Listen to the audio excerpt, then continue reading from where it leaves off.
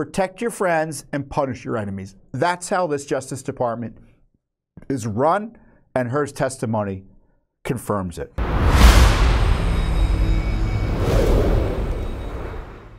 Compare and contrast the treatment of Trump on presidential records with the treatment of Biden on presidential records. And to that end, the Hur investigation came under scrutiny this week in Congress. Republicans had one approach. Democrats, as you might imagine, had another approach. Of course, just before the hearing came out, they're going to have the special counsel who gave Biden a pass because he was mentally unfit. And there's a big debate about what was in the transcript. So we sued, and as I described here, this is the reason for the suit. Hey everyone, Judicial Watch President Tom Fitton here. We got a big new lawsuit. We just sued in federal court for the interview transcripts of Joe Biden's interviews with the special counsel. The Garland Justice Department is hiding the records from us, whether they be the written transcripts, audio, or video, I'm not sure.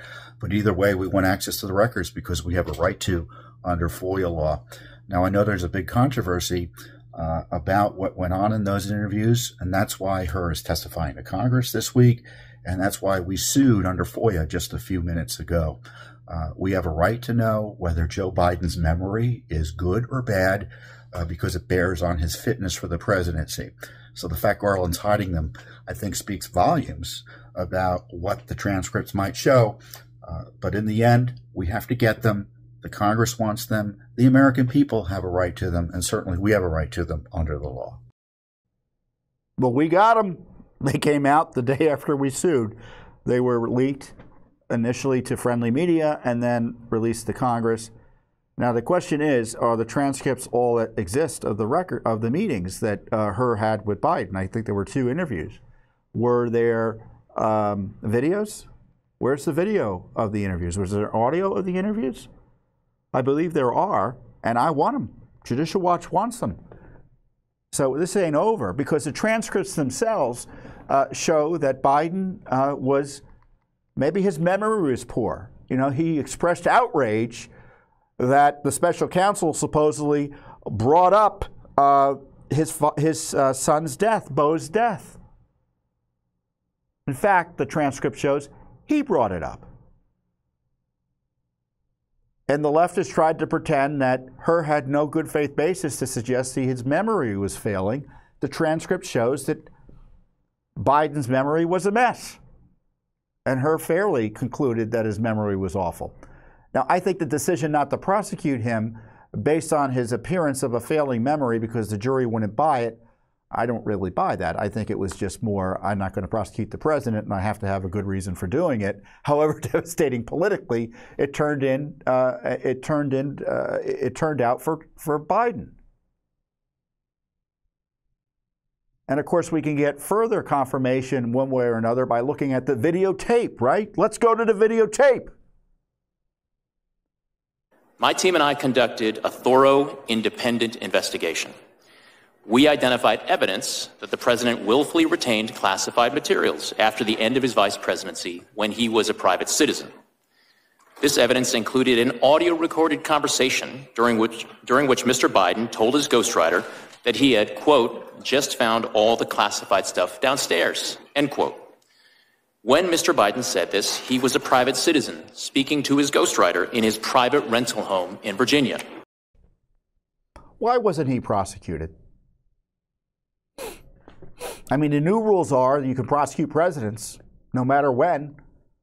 They're saying you can't prosecute a president when he's in office. Well, I don't know if I buy that, since if you can prosecute a president for official acts after he's in office,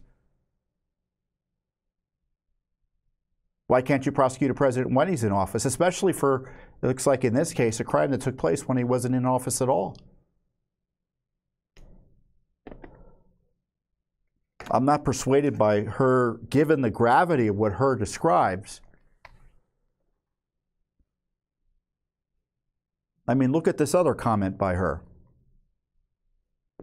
My task was to determine whether the president retained or disclosed national defense information willfully. That means knowingly and with the intent to do something the law forbids. I could not make that determination without assessing the president's state of mind. For that reason, I had to consider the president's memory and overall mental state and how a jury likely would perceive his memory and mental state in a criminal trial. These are the types of issues that prosecutors analyze every day. And because these issues were important to my ultimate decision, I had to include a discussion of them in my report to the Attorney General. The evidence and the president himself put his memory squarely at issue. We interviewed the president and asked him about his recorded statement. Quote, "I just found all the classified stuff downstairs," end quote. He told us that he didn't remember saying that to his ghostwriter. He also said he didn't remember finding any classified material in his home after his vice presidency. And he didn't remember anything about how classified documents about Afghanistan made their way into his garage. My assessment in the report about the relevance of the president's memory was necessary and accurate and fair. Most importantly, what I wrote is what I believe the evidence shows and what I expect jurors would perceive and believe. I did not sanitize my explanation, nor did I disparage the president unfairly.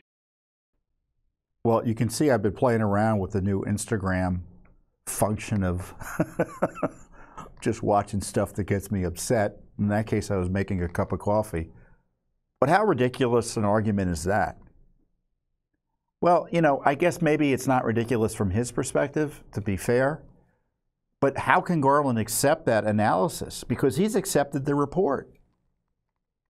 And if he thinks President Biden is sufficiently with it to be prosecuted, and that he's wrong, that his memory is failing, and there's evidence of it that will come across to a jury, then Garland should overrule Hur's recommendation and prosecute Biden. Because as the previous clips show, Hur concluded there were violations of law, strong evidence of violations of law, warranting prosecution.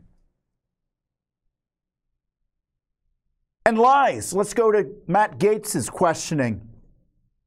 February 8th, the White House question, Mr. President, why did you share classified information with your ghostwriter? The President, I did not share classified information. I did not share it. I guarantee I did not. That's not true, is it, Mr. Hur? That is inconsistent with the findings based on the evidence in my report. Yes, it's a lie, is just what regular people would say, right? Yeah, all right. So the next one. And all the stuff that was in my home was in filing cabinets that were either locked or able to be locked. That wasn't true either, was it? That was inconsistent with the findings of our investigation. Another lie, people might say, right? Because what you put in your report was among the places Mr. Biden's lawyers found classified documents in the garage was a damaged open box. So Biden lies and Trump is the one who gets prosecuted. I mean, that's what the special counsel said. Because what Trump did, it was worse. Trump has been held to a different standard. Well, maybe it's the same standard. I often joke, I say, you know, everyone complains about the double standards, right? And that the left has. There's one standard for Democrats, one standard for Republicans, one standard for friends of the deep state, one standard for its enemies. And I would say it's probably just one standard, and it's the Obama standard. Protect your friends and punish your enemies. So that's the standard. It's a single standard. Protect your friends and punish your enemies. That's how this Justice Department is run, and Hur's testimony confirms it. So we've got a lawsuit about Hur, H-U-R, the transcripts and such, and you can bet more's coming. You know, recall, we sued in Delaware for access to Biden's Senate records. We sued and we're up and down. I think we went to the Supreme Court of Delaware twice. And the University of Delaware successfully stonewalled the release of this information. Because there were Senate records that could reflect on not only his presidency, and the public had an interest in getting, but as we now know, he committed crimes. There's evidence of crimes in those records with the Senate the classified information from his Senate records. And it was Judicial Watch, it was alone in fighting for that.